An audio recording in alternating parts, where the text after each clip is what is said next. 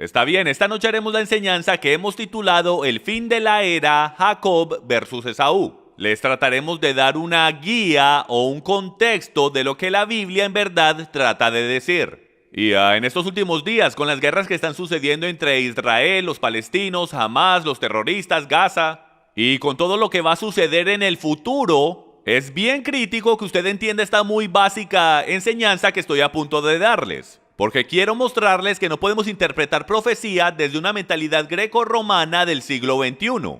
Tenemos que regresar a su raíz original, a su contexto original y a su cultura original para que lo podamos entender, porque si no vamos a terminar con nuevas ideas de que es profecía y quién es el anticristo, porque la mayoría de nosotros que somos gente profética, alrededor del mundo, en iglesias cristianas alrededor del mundo, venimos con una mentalidad greco-romana del siglo XXI.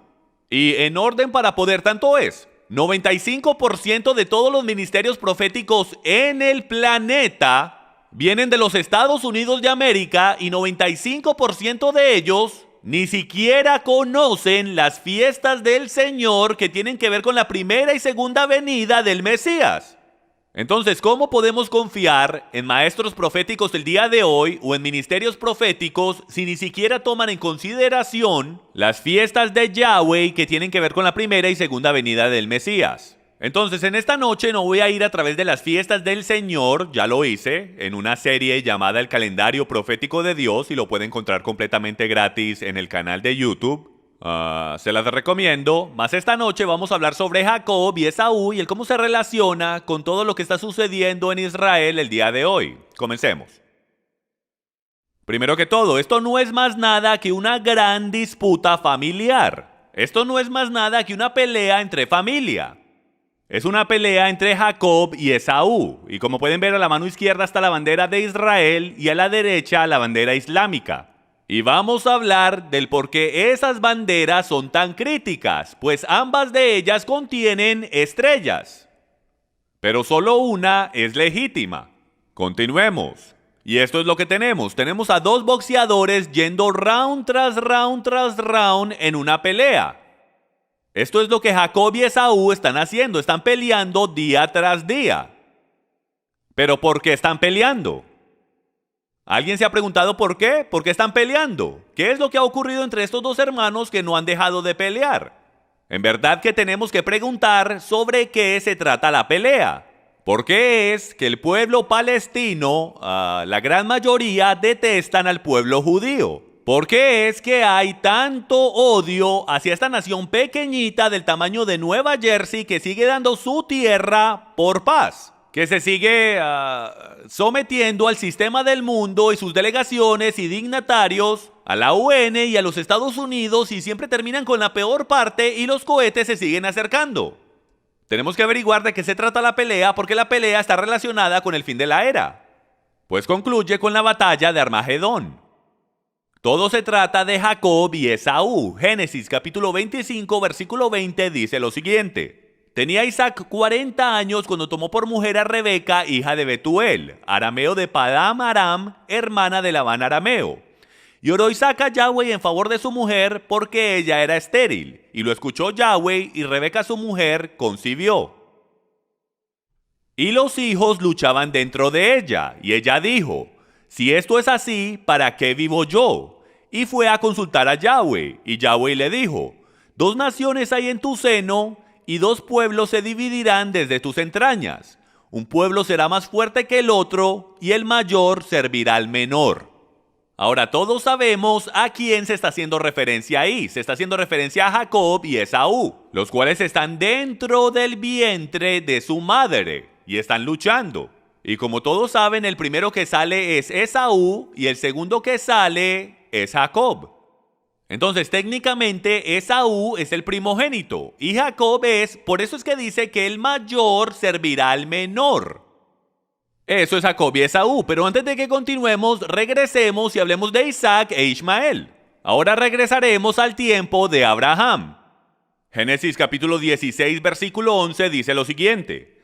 El ángel de Yahweh le dijo además, he aquí, has concebido y darás a luz un hijo, y le llamarás Ismael, porque Yahweh ha oído tu aflicción.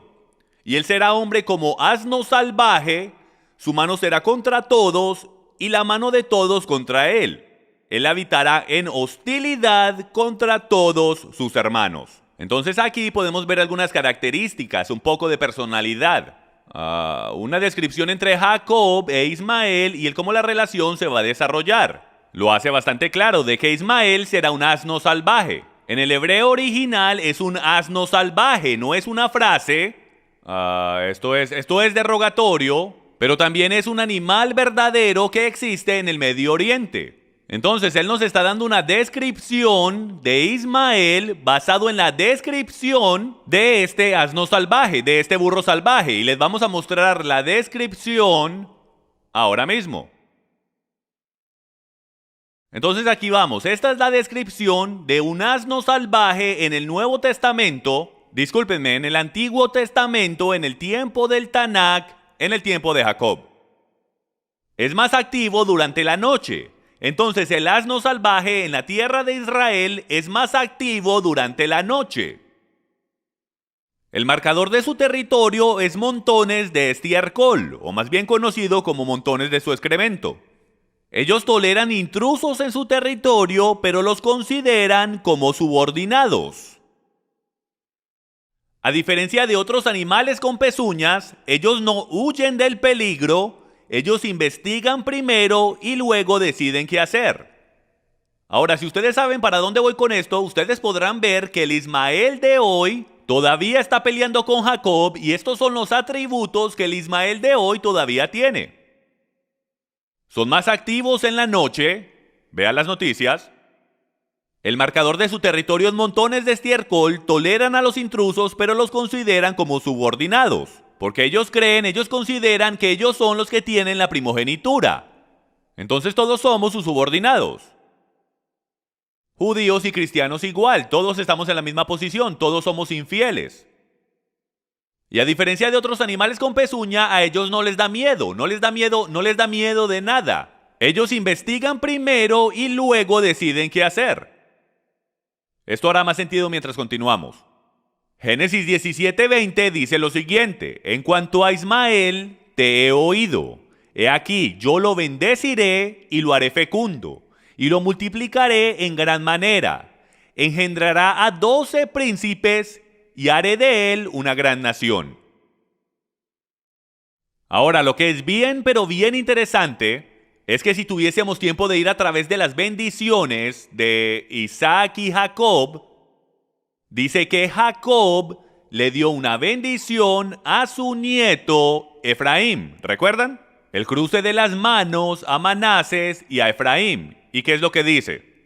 Dice que Efraín va a ser grande y que va a ser la llenura ¿de qué? De las naciones. Es plural. Dice básicamente que Israel va a llegar a ser grandes naciones. Que Israel se convertirá en una llenura de las naciones, pero que Ismael solo va a ser una gran nación. Y eso es increíblemente profético y bien significante en estos últimos días. Y aquí está el porqué. Es porque ahora mismo existen múltiples y múltiples naciones. En ambos, la categoría de Jacob y la categoría de Ismael, con todos los estados árabes. Pero ¿cuál es el deseo de las organizaciones terroristas? ¿Cuál es el deseo de Ismael? El tener un estado llamado el Estado Islámico. Y ahí es cuando esta profecía va a venir a vida y está sucediendo en las noticias ahora mismo. Ambos Isaac e Ismael fueron profetizados a ser grandes naciones. ¿Y quién es Ismael el día de hoy?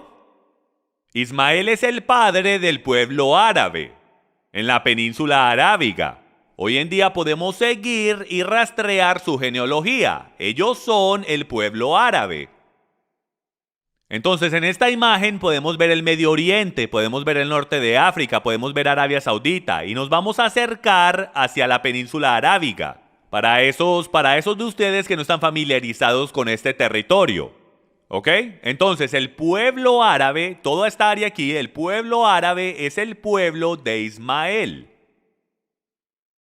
Déjenme les doy algunas estadísticas para que puedan ver lo grande que esta profecía es. Hay más de 360 millones de árabes.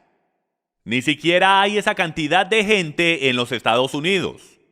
Esto es 25% de los 1.57 billones de musulmanes alrededor del mundo, desde el 2009, hay muchos más hoy. Entonces, de todos los musulmanes que hay en el mundo, 25% de ellos son árabes, pero todos los árabes no son musulmanes. Algunos de ellos son cristianos o esto y aquello, más el 25% son árabes. El Islam es la religión dominante de los árabes y es la segunda religión más grande en el mundo después de la cristiandad. Hay 2.2 billones de personas que claman ser cristianos alrededor del mundo. El día de hoy hay más de 1.7 billones de islámicos. Es la segunda religión más grande. En el año 2000 habían aproximadamente 1 millón viviendo en los Estados Unidos. Hoy en día hay más de 7 millones según algunas estimaciones. Y algunos dicen que llega hasta 10 millones. Estos son todos los estados árabes. Entonces tenemos la península árabe y toda la inmigración que ocurrió hacia el norte de África. Como pueden ver, estos son todos los estados árabes el día de hoy. Ahora, noten todos los símbolos islámicos que cargan en sus banderas. En la próxima enseñanza yo entraré en detalle profundo que nos dirá de dónde viene esa luna creciente, esa estrella, qué es lo que significa y el qué es lo que significa para nosotros hoy, en profecía. Ustedes lo verán. Y déjenme les doy un resumen rápido sobre la religión de Islam. Esto no va a ser un mensaje popular políticamente, pero lo que les puedo decir es que nosotros como americanos creemos que todas las religiones son iguales, que solo tienen unas cuantas diferentes ideologías, pero que en realidad últimamente todas tienen la verdad incorporada, y que todas son buenas y que se quieren llevar bien. No, Islam es diferente. Esa religión está construida desde una posición de superioridad porque ellos consideran de que no fue Jacob el que recibió la bendición, sino que fue Esaú. De que no fue Isaac el que recibió la primogenitura, sino que fue Ismael. Y desde esa perspectiva, para ellos todo el mundo debe de morir. Esa es la creencia. Que ellos son los únicos que deberían de estar vivos. Para que su profeta y el Mahdi y su Mesías pueda venir. Él no puede regresar, según su teología, hasta que todos nosotros estemos muertos. Nuestra teología no dice eso. Por lo tanto, las religiones no son iguales. Entonces, no es tan solo otra religión, es una religión que está en contra de la humanidad.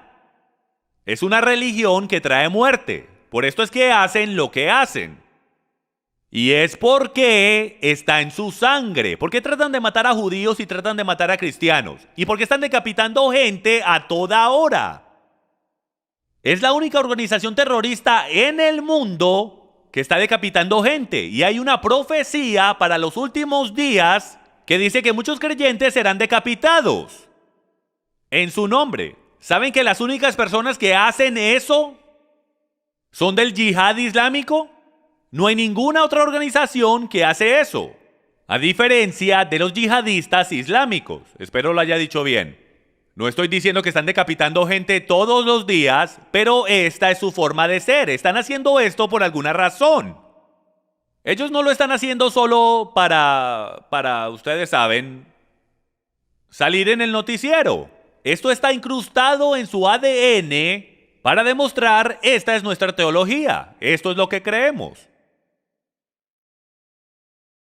Esta es la organización que lo quiere correr todo.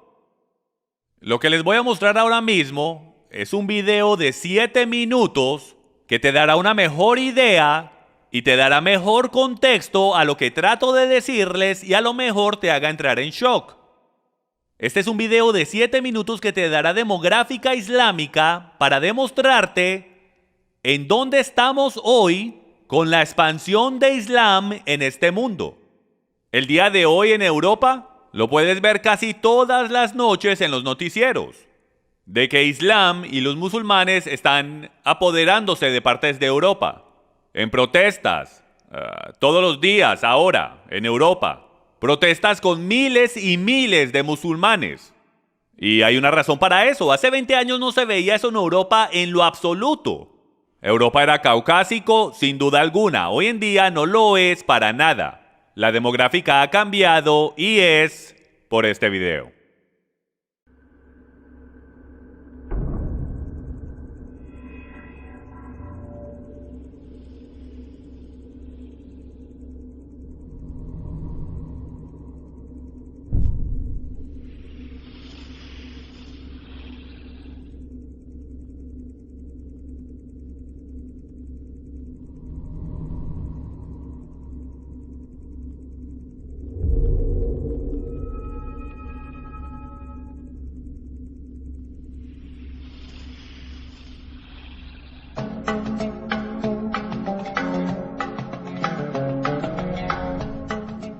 Según estudios actuales, para que una cultura se mantenga durante más de 25 años, se requiere una tasa de fertilidad superior a 2,11 hijos por familia. Con cualquier tasa menor, esa cultura decaerá. Históricamente, ninguna cultura ha logrado revertir una tasa de 1,9.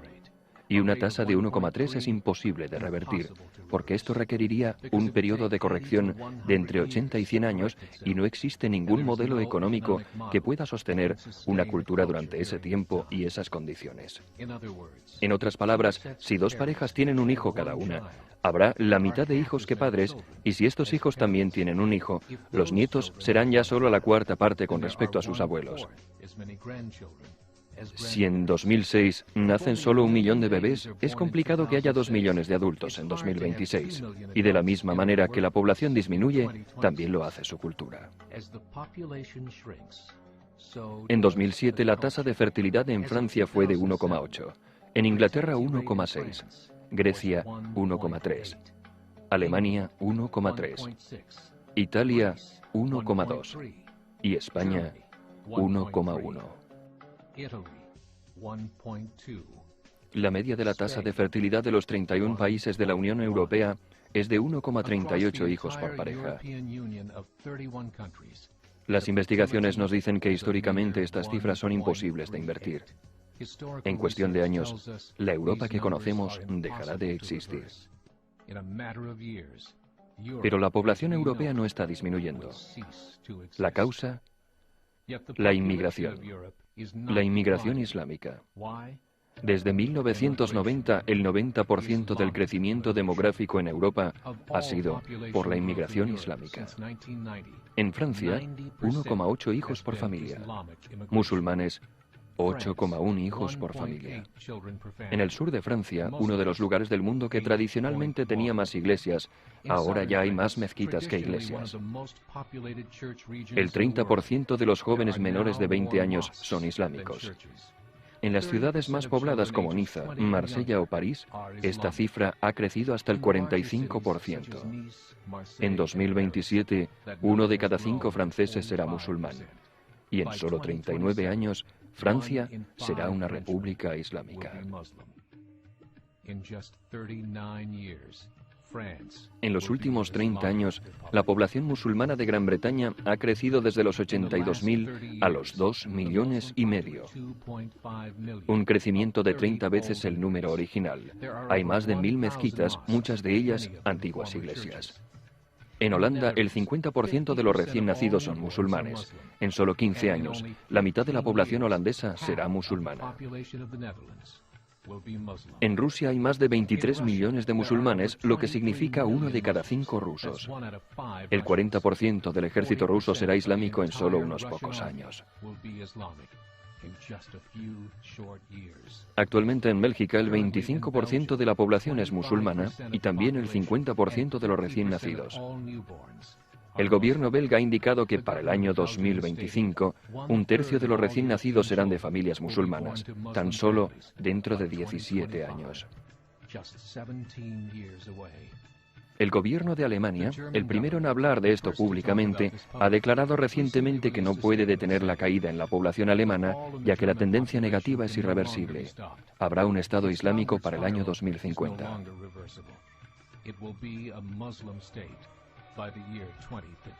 El líder libio Muammar al-Gaddafi ha declarado que hay signos de que Alá garantizará la victoria islámica sobre Europa sin espadas, sin pistolas, sin conquista.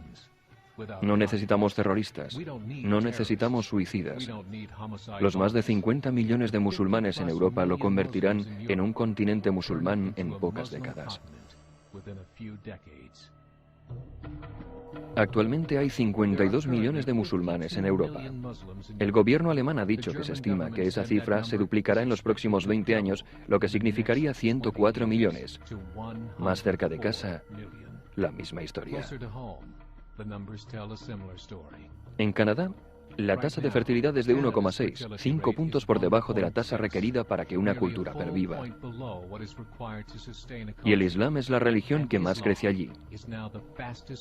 Entre 2001 y 2006, la población canadiense aumentó en 1,6 millones de personas, de los que 1,2 millones eran inmigrantes. En Estados Unidos, la tasa de fertilidad es de 1,6 millones. Contando la inmigración de países hispanos, la tasa sube hasta 2,11, justo el mínimo requerido para mantener una cultura. En 1970, había 100.000 musulmanes en Estados Unidos. Hoy hay más de 9 millones. El mundo está cambiando. Es hora de despertar. Hace 3 años hubo una cumbre de 24 organizaciones islámicas en Chicago. Las transcripciones del encuentro muestran en detalle los planes para evangelizar América mediante el periodismo, la política, educación y otros. Dijeron: tenemos que prepararnos porque dentro de 30 años seremos más de 50 millones de musulmanes viviendo en América. El mundo en el que vivimos no es el mundo en el que vivirán nuestros hijos y nuestros nietos. La Iglesia Católica ha reconocido que la religión islámica la ha superado en número de creyentes. Hay estudios que demuestran que dentro de 5 o 7 años el Islam será la religión dominante en el mundo. Como creyentes, te animamos a extender el mensaje del Evangelio por el mundo. Esta es una llamada a la acción.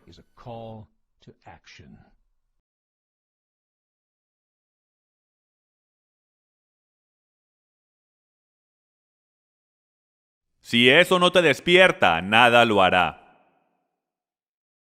Y aunque ese video es de algunos años atrás, yo creo que fue en el 2008 que ese video fue hecho, los números continúan iguales. Y si los números se mantienen iguales, y aunque muchos dicen las estadísticas pueden cambiar, los números cambian, y yo oro que cambien, pero si los números se mantienen iguales, en 8.1 literalmente en poco tiempo se apoderarán de muchas partes del mundo. Hoy en día estamos viendo más y más mezquitas, más y más de su religión alrededor del mundo, y con eso su ideología y con eso su política. Es solo cosa de tiempo. Yo quería mostrarles lo relevante que este video es, y no solo para esta enseñanza, sino que para su vida, para sus hijos, para sus nietos. Ellos van a poder ver la realidad de que algún día, yo sé que es difícil de creer, de que si todo se mantiene igual, esta nación dejará de ser una nación cristiana. Empezaremos a ser la minoría. ¿Y cuántos saben que ahora mismo estamos comenzando a ser la minoría? ¿Cuántos saben que en algunas áreas ni te darán trabajo si tú no eres de esa minoría? Hablemos ahora de la hermandad musulmana.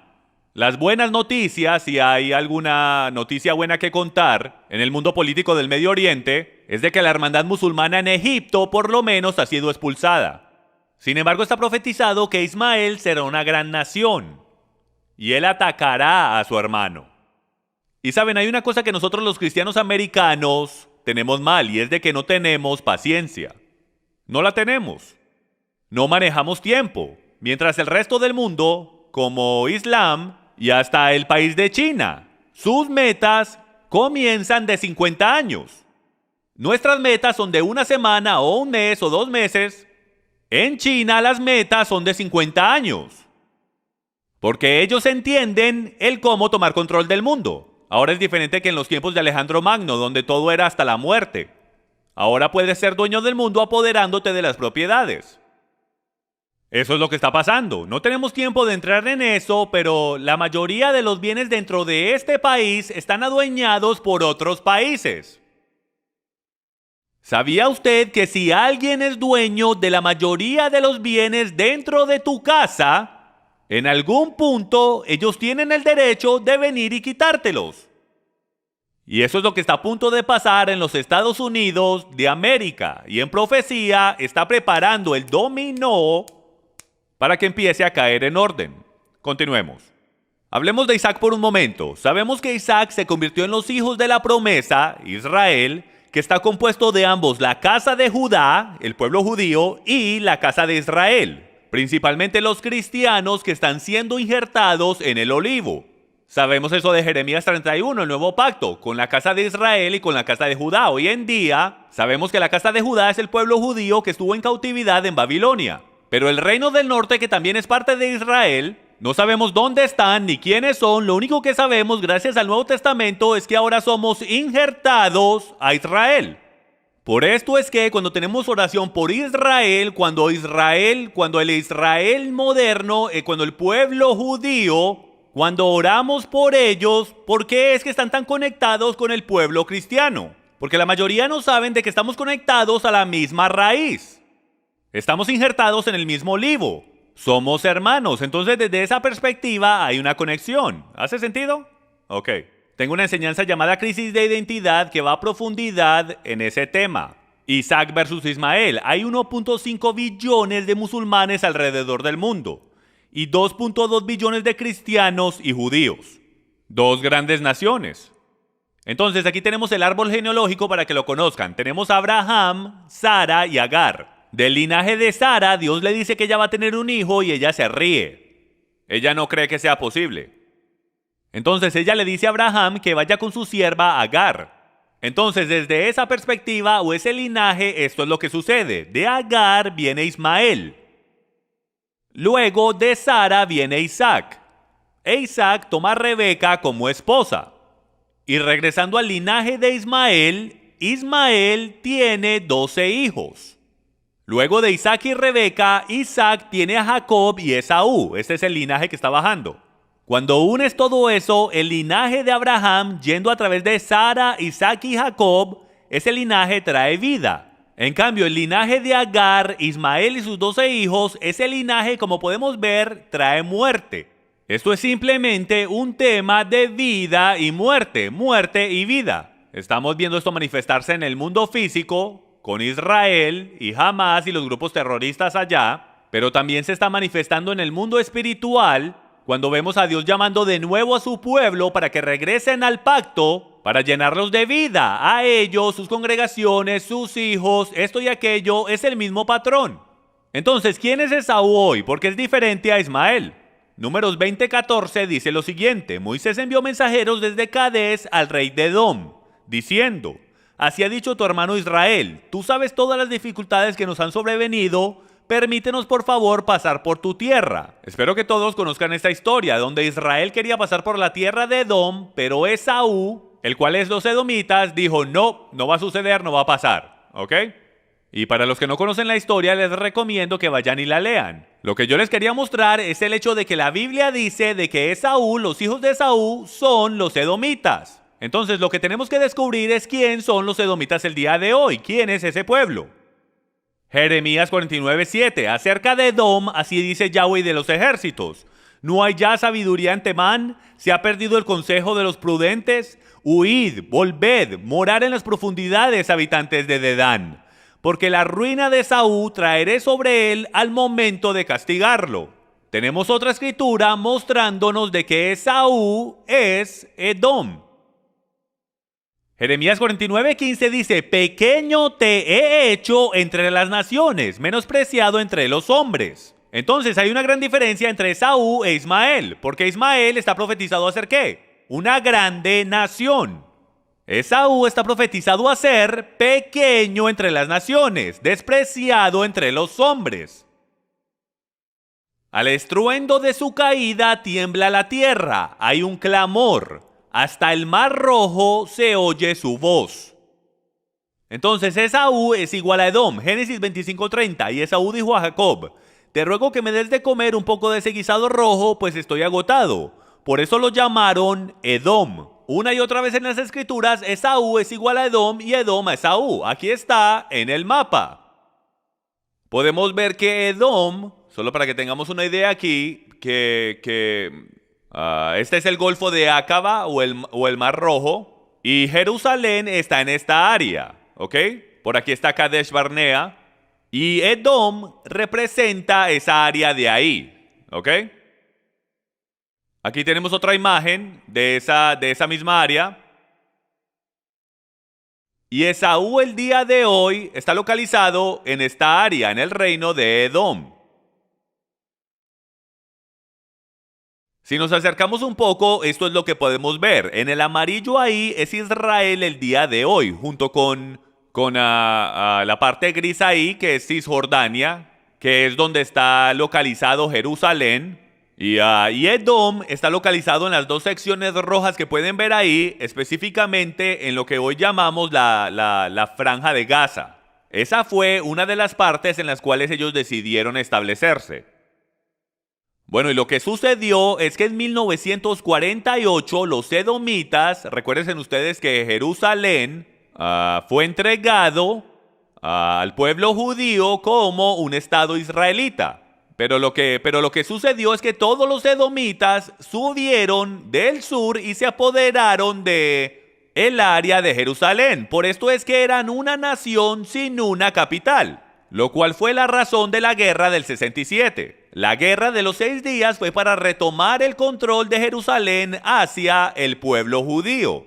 Entonces lo que pasó fue que los edomitas o Esaú subieron, se apoderaron de Jerusalén, pero después de la guerra, cuando Israel los venció, lo que quedó fue un montón de desplazados edomitas. Se quedaron sin país, quedaron sin hogar, y este es el pueblo palestino. De aquí viene el pueblo palestino. El pueblo palestino es el pueblo de Esaú, es el pueblo de Edom, que subieron hacia Jerusalén, y cuando la guerra del 67 ocurrió, cuando el pueblo judío se apoderó de su capital, toda esta gente quedó ahí y hoy literalmente son una nación sin capital. Por esto es que ellos están tratando una solución de 2 estados. Por esto es que el pueblo palestino quiere su propio estado. ¿Está haciendo sentido esto? ¿Ok? Ahora, yo no sé ustedes, pero la única forma para tener tu propio estado o propio país en los viejos tiempos era ganando la guerra. Pero ellos pierden la guerra y todavía quieren su propio estado. En ningún estrecho de la imaginación esto hace algún sentido. Ninguno. Solo porque son un pueblo desplazado, refugiados, si puedo, dentro de Israel, los gobiernos del mundo consideran que el pueblo judío le tiene que dar a la gente que ellos vencieron su propio estado, su propia parte de Israel. Divide la tierra de Israel y dáselo a la gente por la cual tú sangraste y les ganaste en victoria. Eso sería como nosotros yendo hacia Rusia y destruyendo. Hagamos el ejemplo mejor con Alemania. Durante Hitler y venciendo a Hitler, y luego decir, te puedes quedar en poder, podemos dividir el país, quédate con una mitad y nosotros con la otra. ¿Qué? Eso no hace ningún sentido, porque él quería apoderarse del mundo entero, él quería apoderarse de toda Europa. ¿Le deberíamos dar la mitad de Europa a Hitler porque lo vencimos? No. Si tú pierdes la final del mundial, te vas a casa. Desafortunadamente los edomitas no tienen casa. Entonces lo que ocurre es que al pasar el tiempo, ellos terminaron estableciéndose en la Franja de Gaza, como veremos en la pantalla. Terminaron estableciéndose en la Franja de Gaza y también empezaron a ocupar partes de Jerusalén. Entonces, como pueden ver, esta sección aquí que parece un granito de arroz, esto fue lo que Israel les dio. ¿Ok? ¿Recuerdan eso? Fue llamado tierra por paz. ¿Cuántos recuerdan eso? Ellos tomaron la tierra sin quejarse, pero la paz nunca la trajeron. Entonces los palestinos tomaron la tierra de la Franja de Gaza, pero lo único que eso hizo fue traer más cerca sus cohetes hacia Jerusalén, hacia Israel. Y ahora lo que quieren es que les den Cisjordania. ¿Están bromeando? Miren lo cerca que eso está. Cisjordania está ahí en Jerusalén. Habrían cohetes en Jerusalén todos los días. Pero ellos dicen que si se los dan se portan bien. Pero la verdad es que no. Lo que ellos dijeron antes es que quieren empujar a Israel hacia el océano.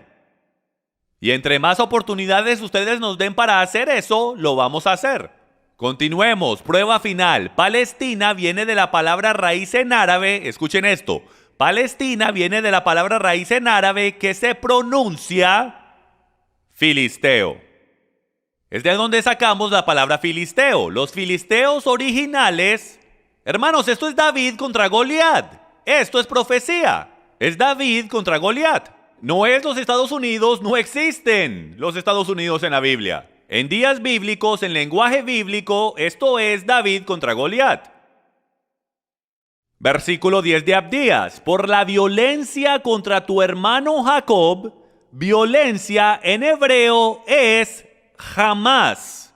Esto es lo que la palabra hebrea jamás significa, violencia. Y el grupo que es la entidad gubernamental de la Franja de Gaza es Hamás.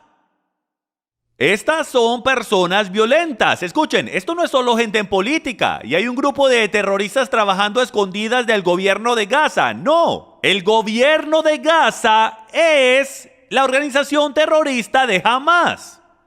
Hay mucho que está ocurriendo detrás de puertas cerradas, señoras y señores, y eso es profecía. Hay cosas en el gobierno que están ocurriendo en secreto y no las podemos ver en las noticias.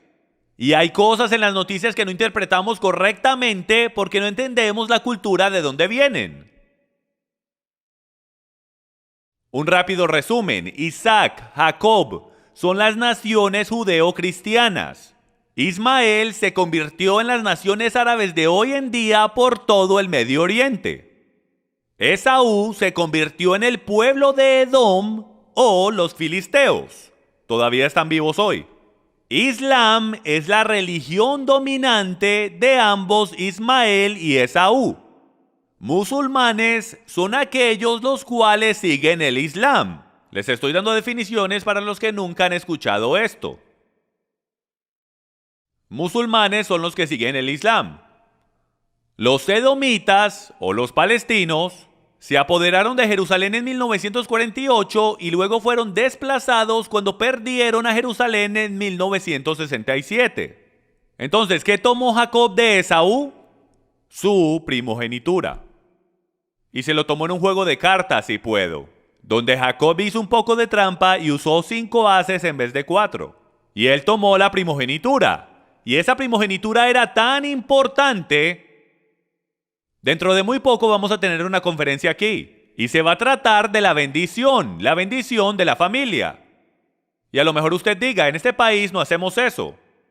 La bendición del primogénito es tan importante que naciones enteras, miles de años después, están literalmente existiendo o no existiendo por la bendición del Padre.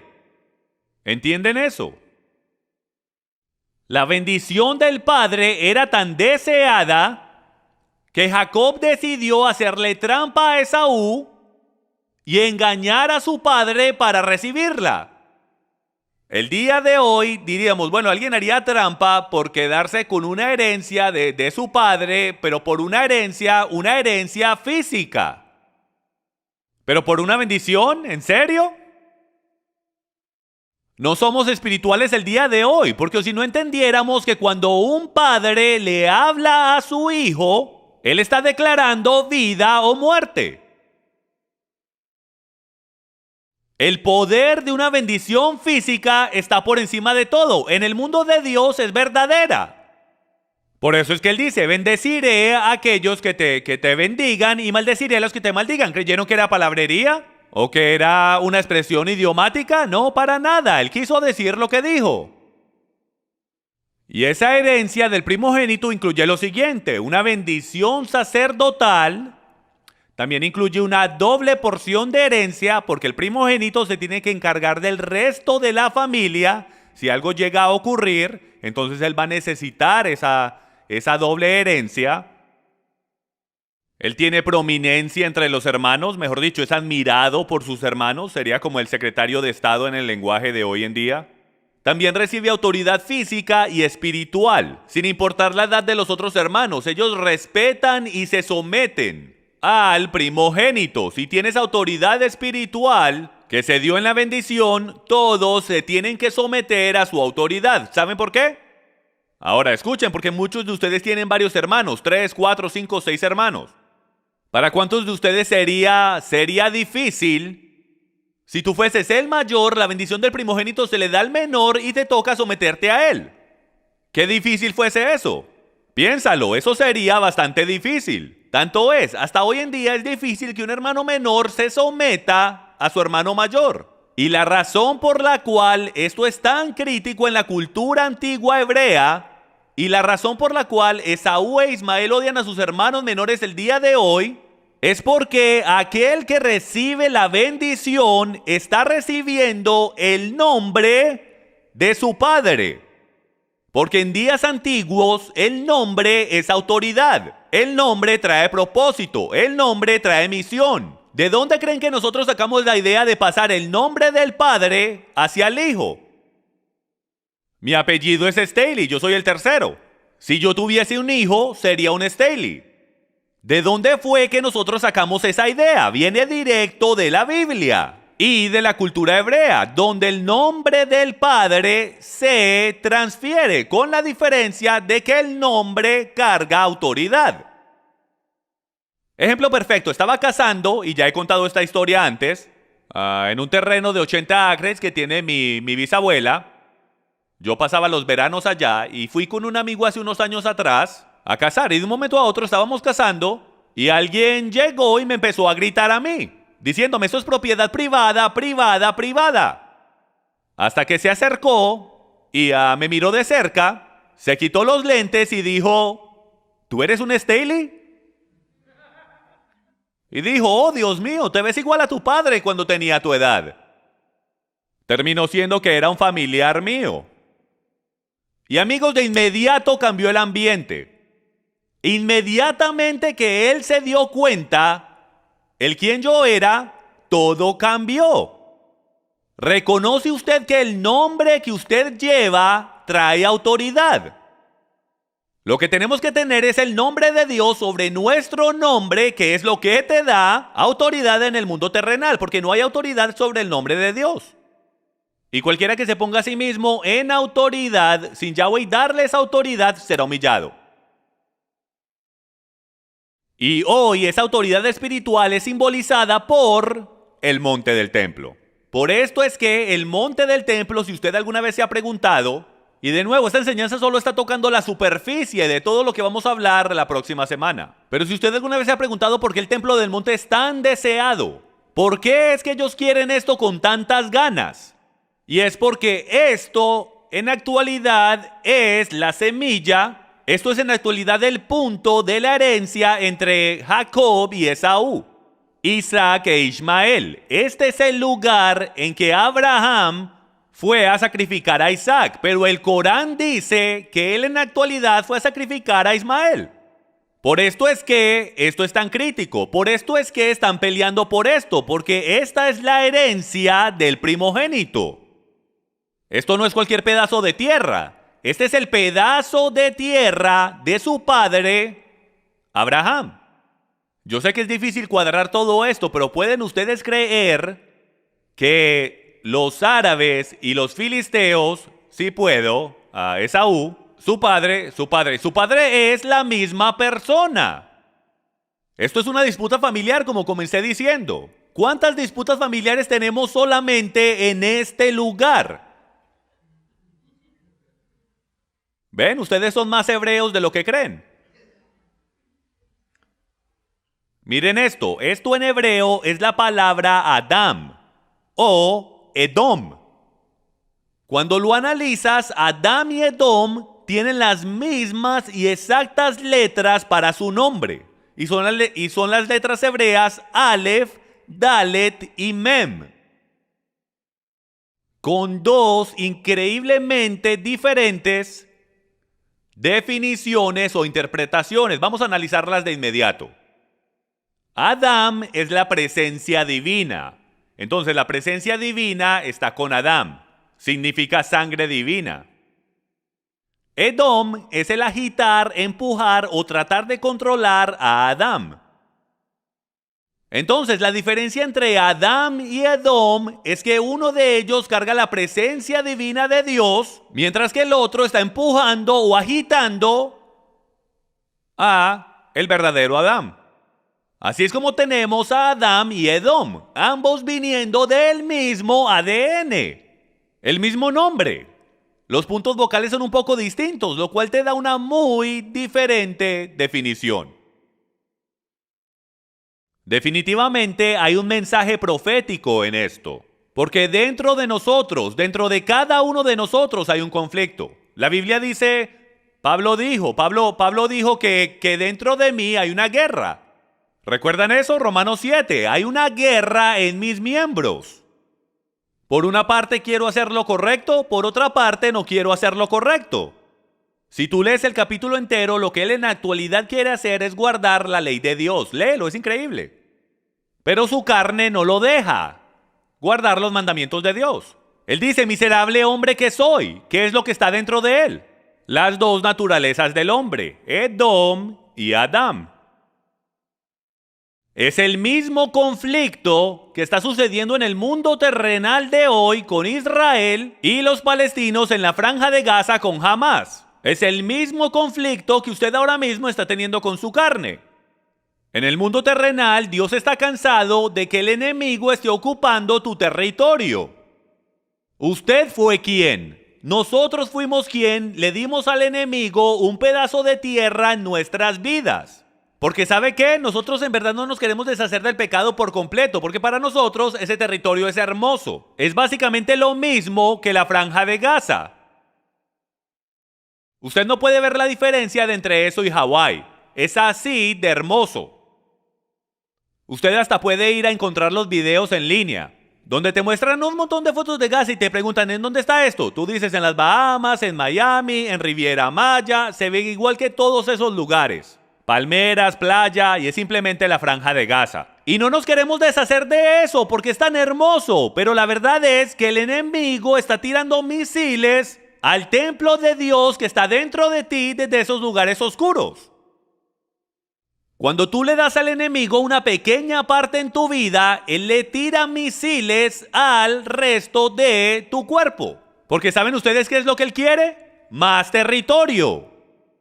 Están viendo ustedes la imagen profética entre Hamás y los enemigos de Israel hoy. Ellos solo quieren una cosa, más tierra. ¿Saben por qué? Porque ellos se quieren deshacer del pueblo de Dios, se quieren apoderar de tu herencia, se quieren apoderar de tu templo. El enemigo se quiere apoderar de todo lo que tú eres y por último se quiere asegurar de que ese tercer templo no sea construido.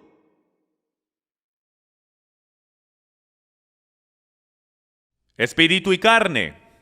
Mateo 26:41. Velad y orad para que no entréis en tentación. El espíritu está dispuesto, pero la carne es débil.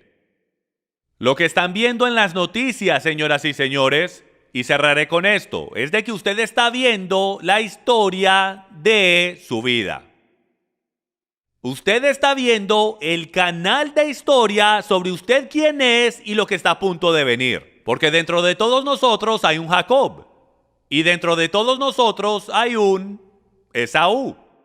Y todo depende si tú serás un asno salvaje y operarás en la noche, haciendo todas esas cosas y dándole al enemigo terreno en tu vida. O serás como un Jacob y pondrás una burbuja de hierro con el Ruach HaKodesh, el Espíritu Santo y la palabra de Dios. ¿Sabía usted que la palabra de Dios es la única cosa que te puede proteger? La tienes que conocer. Con todas las profecías y todos los ministerios que se enfocan en profecía, pocos les dirán lo que les voy a decir. La única manera de navegar a través de la verdad y la mentira es de conocer la Torah de adentro hacia afuera. Porque esta es la verdad. Te podrás memorizar el Nuevo Testamento por completo y te ayudará con el carácter de Dios que tienes que desarrollar, sin duda alguna. Pero cuando el anticristo entre en la escena y la esquemática religiosa cambie tan solo un poquito en esta generación o la otra, la única manera que vas a saber si ese profeta es de Dios es si lo que él dice se alinea con el principio del libro. Y la manera en que el enemigo va a engañar al pueblo de Dios es de esta manera, sin duda alguna. El enemigo, porque recuerden, él tiene un plan a largo plazo. Él cambia las naciones no de un día a otro, a largo plazo. Y él ha estado engañando al pueblo de Dios para tal tiempo como el del gran engaño, haciéndonos creer que el principio del libro no importa, y así no nos daremos cuenta de quién es el anticristo. Porque el anticristo, señoras y señores, será una persona muy elocuente. Él será muy bueno en afectar a quien tú eres emocionalmente. Y cuando el mundo entero se vuelva un desastre completo, él va a ser capaz de proveer soluciones. Él no va a ser tan obvio como estamos pensando. A lo mejor hasta sea un teólogo y tenga la palabra memorizada por completo. Y a lo mejor nos diga todo lo que queremos escuchar. Pero la manera en que tú sabrás si un profeta es un profeta de Dios es de la misma y exacta manera que dice en el principio del libro, cuando dice que un profeta jamás hablará en contra de lo que Yahweh ya ha dicho. Entonces, si el Padre dice esto y un hombre viene y dice aquello, aunque se alinee con el sistema religioso del día, solo las personas que conocen y entienden, y por el derecho que tienen sabiduría, y según la Biblia, la sabiduría viene de la Torá, en actualidad lo verán y lo reconocerán de inmediato. Mientras que el sistema religioso del día te detestará por completo, porque todo el mundo seguirá y estará a favor de aquel que esté arreglando los problemas. Todo el mundo va a seguir a aquel que esté arreglando los problemas. Pero al final del día, la única cosa que los va a salvar, se los aseguro, es conocer la palabra de Dios y hacer lo que dice. Esa es la definición de una virgen sabia. Las lámparas de las demás se apagan. Por alguna razón se contó esa historia. Ellos sabían lo que era la lámpara, sabían lo que representaba, sabían lo que era el aceite. Solo somos nosotros los cristianos del siglo XXI que no tenemos ni idea. Entonces nos inventamos una nueva interpretación en cada denominación que estamos, porque nos da miedo regresar hacia el principio y leer la historia desde el comienzo. Levantémonos, por favor.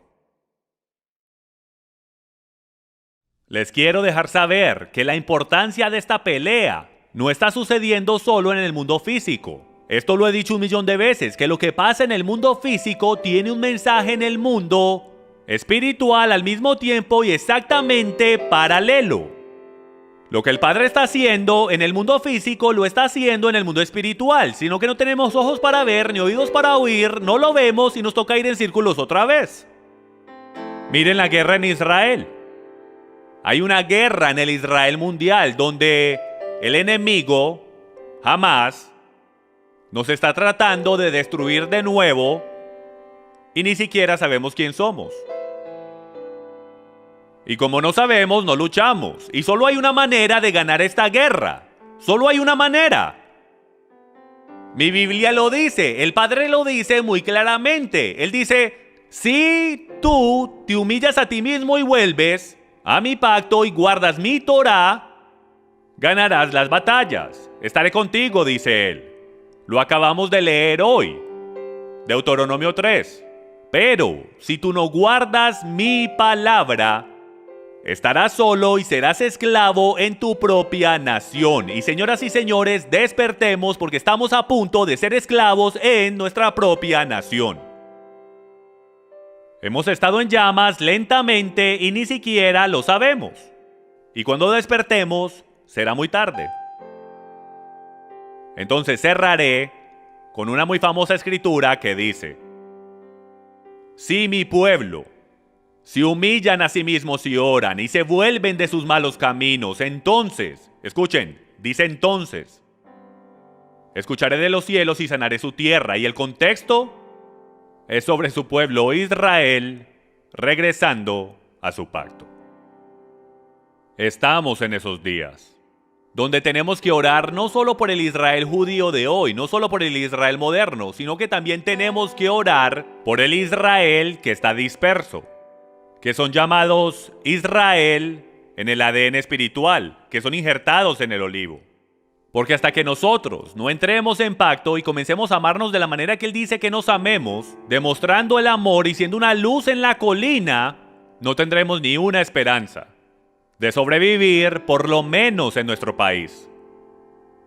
Vamos a orar. Padre, te pido que nos perdones por ser tan ciegos por ya tantas décadas, tan ciegos por ya tantos siglos. Moisés y sus mandamientos están escritos en todas las cortes de los Estados Unidos. Sin embargo, los removemos de nuestro sistema. Este país fue fundado en los principios de tu palabra y en cómo el principio del libro importa. Sin embargo, desde el púlpito, en toda denominación, te negamos. Y ni siquiera lo sabemos. La misma cosa que Pablo dice en Romanos 3:31 que confirma, es la misma cosa que nosotros hemos destruido. Padre, no sabemos cómo hacerlo, pero hoy quiero declarar que este grupo de personas, los cuales están al sonido de mi voz, están desesperados por entrar en pacto contigo. Danos la sabiduría, danos las herramientas, Padre, para poder seguirte. Danos hambre y sed por tu palabra diariamente. Sin ella no podemos. Padre, te pido que despiertes el espíritu de tu pueblo. No tienen que entender por completo o estar completamente de acuerdo, pero su espíritu tiene que estar encendido para poder ir a averiguar estas cosas. De que Esaú viene. Ismael ya está aquí. La batalla comenzó y estamos desnudos y sin armamento. Y la única arma que yo conozco en tu palabra es la espada de tu espíritu y el escudo de solamente tu verdad. Yahweh, yo pido que le entregues la verdad de tu palabra a tu pueblo, que tu pueblo jamás se vuelva a someter a las tradiciones y doctrinas de hombres, que tu pueblo jamás se vuelva a someter a ninguna de sus mentiras. Que nuestra próxima generación, la generación Y, jamás vuelva a caer. Que simplemente obedezcan y les des poder como a la generación de Josué. Padre, si este es el fin de la era, este es el momento de equipar a tu pueblo. Equípanos, nos sometemos a ti, nos entregamos a ti y te agradecemos por darnos el privilegio de ser llamados tu pueblo. En el nombre de Yeshua, y todos dicen, amén. Aleluya. Yahweh te bendiga y te guarde. Que ilumine su rostro sobre ti y te favorezca. Y que al final del día alce su rostro sobre ti y te traiga shalom. Los amo y nos veremos la próxima semana. Shabbat shalom.